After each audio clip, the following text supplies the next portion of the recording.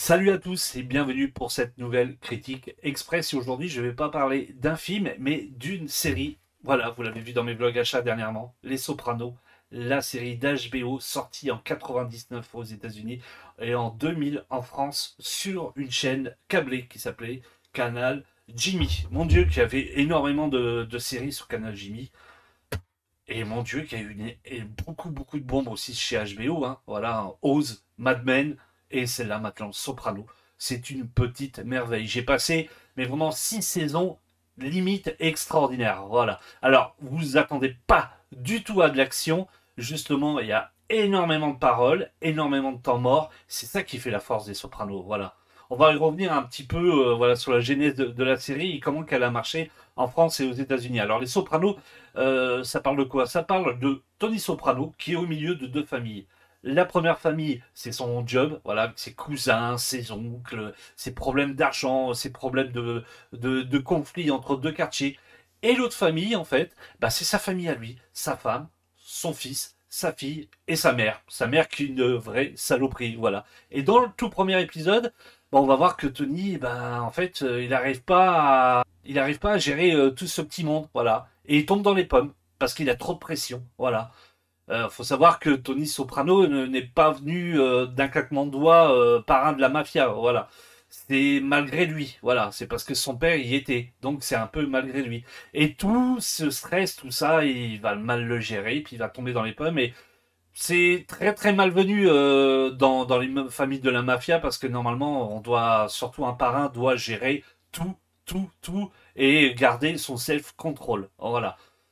Ah, vous prenez tout ça avec toutes les histoires mafia, toutes les histoires de famille, ça fait une série mais méga terrible. Moi, franchement, j'ai adoré. Alors, elle est sortie en 99 aux États-Unis sur une chaîne payante, voilà. Et il faut savoir que la série a cartonné en 99 aux États-Unis, chose rare, parce qu'il y avait énormément de chaînes à côté où ils proposaient des séries gratuites. Et c'est une série payante qui a eu vraiment, qui a cartonné voilà. Et qu'est-ce qui changeait de cette série? C'est qu'en fait, chaque épisode durait 1 heure. Les autres séries, c'était des sections de 20 à 30 minutes, voire 40 minutes. Elle a duré 1 heure, et il y avait quelque chose qui changeait des autres séries. C'est-à-dire que elle faisait plus auteur, elle faisait plus film. Parce que, voilà, dans Les Sopranos, on a énormément de situations un peu aux affranchis. Ça ressemble beaucoup aux films aux affranchis. Ça ressemble aussi beaucoup aux parrains. Voilà. Donc il y a beaucoup ces films d'auteur et il y a des scènes, voilà, où on voit Tony Soprano descendre en peignoir, prendre son café et rester figé là pendant 2 minutes et voilà. Le réal continue à le filmer et chose qu'on n'avait jamais vu dans une série. Alors en France, elle est sortie en 2000 chez Canal Jimmy. Moi, je l'ai complètement loupé parce que s'il faut savoir qu'à ces dates-là, je n'étais pas câblé chez moi, donc mais complètement sorti, mais voilà. Et en plus, dans mon entourage, j'ai jamais entendu quelqu'un me parler des Sopranos. Voilà. Chose réparée, je l'ai vu dernièrement et franchement, je me suis dit putain, mais comment que j'ai fait pour 22 ans après ne pas passer, enfin passer à côté de cette série, voilà. Alors, Tony Soprano, il est interprété par James Gandolfini. Alors, James Gandolfini, j'ai été voir un peu sa filmo. J'étais super étonné de voir qu'il avait joué dans 8 millimètres. Un film que j'adore. Vous vous rappelez, 8 millimètres, c'est le film avec Nicolas Cage sur le Snuff Movie. Lui, il incarne un mec qui est dans une. Lui, il incarne un mec qui tient une section porno, enfin une boîte de production porno. Et mais je l'avais pas du tout reconnu. Et j'ai appris énormément de choses sur lui. J'ai appris aussi que dans la vie, il était hyper timide, voilà, chose qui est complètement à l'opposé de son personnage dans Les Sopranos. Parce que son personnage, pour moi, il est bluffant. Parce que tout au début, on a l'attachement pour son personnage, et puis à la fin, bah, vers la saison 4-5, quand il commence à vraiment tuer, à faire voir au personnage et au spectateur bah, qu'il peut tuer, eh ben, en fait, là, j'ai été, comment dire,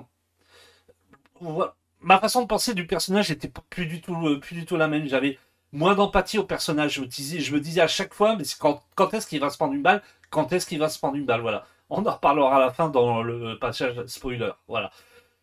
Autre personnage aussi qui joue très très bien, c'est Carmena Soprano, voilà, interprétée par Eddie Falco.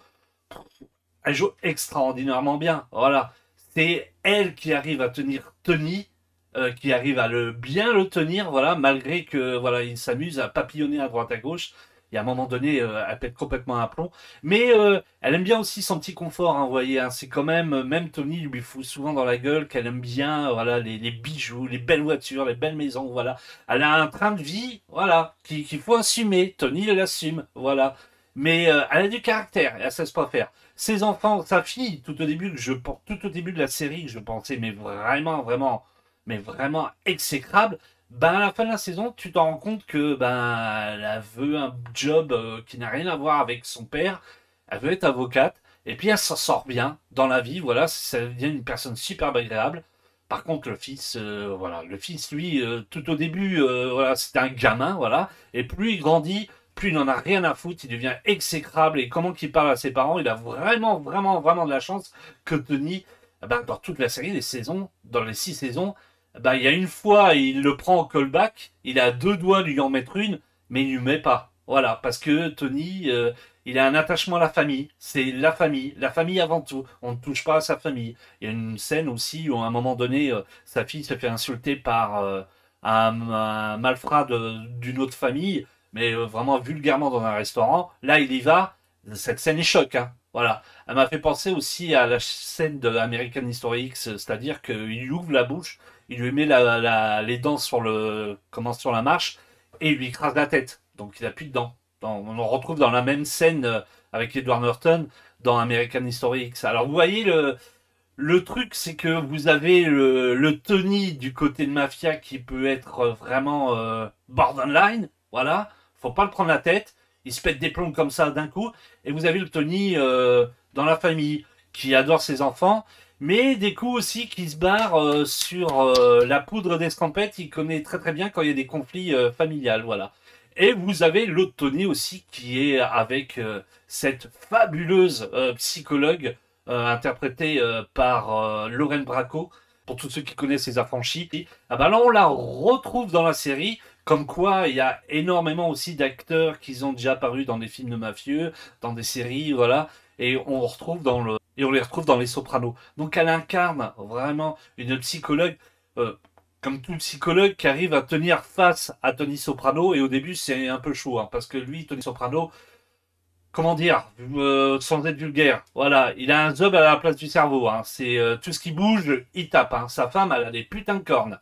Bah, par contre, hein, il n'arrivera pas à se la faire. Alors, il y a plusieurs acteurs qui sont géniaux dedans. J'ai Michael Imperioli aussi, qui fait Christopher.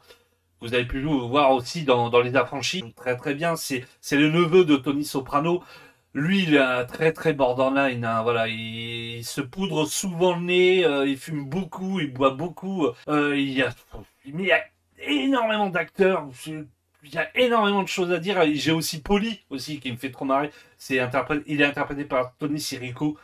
Polly, il est extraordinaire. Avec comment ça, sa coupe bien plaquée, avec voilà de la brillantine et puis tout ce côté blanc sur le côté. Lui, il est complètement, mais complètement à l'opposé, voilà, de Tony et puis de sa famille. Parce que ce qu'il faut savoir aussi dans les Sopranos, c'est quelque chose de générationnel aussi. Vous avez Tony, sa famille, ses enfants et sa fille qui écoutent beaucoup de musique des années bah, de leur génération, hein, de fin 90, début 2000, tout, voilà, du rap, plein de choses comme ça, du métal aussi.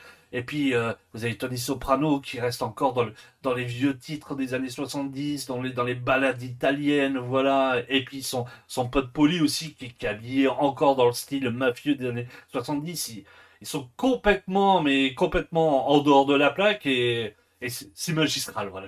Je m'embrouille peut-être, je mélange peut-être, mais c'est tellement bon et tellement classe. C'est une super série que je vous conseille. Alors, pour certains, ils diront peut-être que 6 saisons, c'est long, mais franchement, je les ai pas vus passer. Il y a tellement un travail sur les personnages, sur les histoires, les dialogues. C'est vraiment, vraiment un petit bijou. Si vous aimez Les Affranchis, Le Parrain, si vous aimez tous les films sur la mafia, je vous conseille fortement de le regarder. Alors, par contre, attention, ce n'est pas du tout une série à action. Voilà, vous n'allez pas avoir des courses-poursuites tous les épisodes, vous n'allez pas avoir des meurtres tous les épisodes, vous n'allez pas avoir de la drogue et plein de choses tous les épisodes.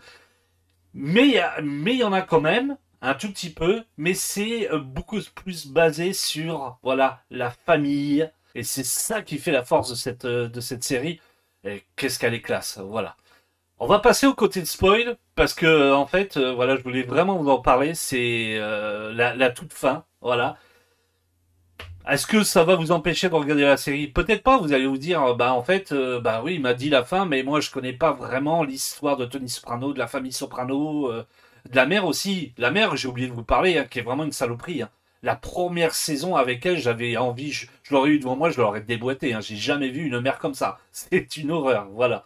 Donc on va parler de la fin. Attention le spoil. 3, 2, 1, spoil. Voilà. Alors, le Réa, il a complètement bâché le truc et je l'ai pris moi comme un doigt d'honneur, un fuck. Voilà, moi je fais ce que je veux, c'est le rock and roll. Voilà, tout simplement. Vous avez Tony qui rentre dans ce restaurant américain, qui s'assoit, qui prend le menu, qui regarde et qui attend sa femme, son fils et sa fille.